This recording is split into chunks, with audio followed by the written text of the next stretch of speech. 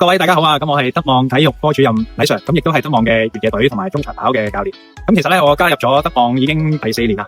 咁啊，我係基本上每一課訓練咧，我都會喺同學身邊咧陪住佢哋一齊練習。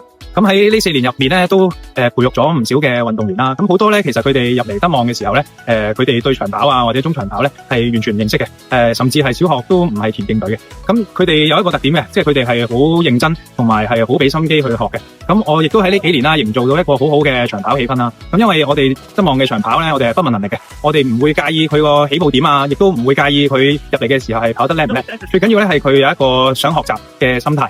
咁例如啦，呢幾年喺呢個長跑環境底下咧，我哋都培育咗唔少嘅出色嘅運動員啦，例如Katie 啦、陳柏賢啦。咁其實佢係由一個游水嘅運動員啦，咁就去轉項變成一個長跑嘅運動員。咁其實佢喺訓練嘅過程裏面咧，咁佢好勤力嘅，咁每一個練習啦，咁都會跟足晒我俾佢嘅指示啦。咁甚至咧，佢係我覺得做得最出色嘅地方咧，佢係好努力喺訓練以外嘅時間去加速。咁我覺得佢成功嘅地方咧，就係佢比其他同學咧更加專注，亦都係更加有想贏嘅決心。咁佢會喺 lunch time 嘅時候咧，一食完飯就落嚟跑步機啦，咁就起碼都跑7至8K 啦。咁甚至有陣時跑到打鐘都唔肯走嘅。咁就係呢個向上嘅心啦，令到佢咧有機會喺上年度咧入選咗香港嘅田徑代表隊啦。咁我亦都好開心，榮幸成為咗香港嘅田徑教練。喺未來啦，咁我可以培育到好似 Katie 咁啦，更多出色嘅運動員啦。咁啊陪伴住佢哋成長啦。咁希望能夠為香港長跑、為德望田徑咧咁啊去再創高峰嘅。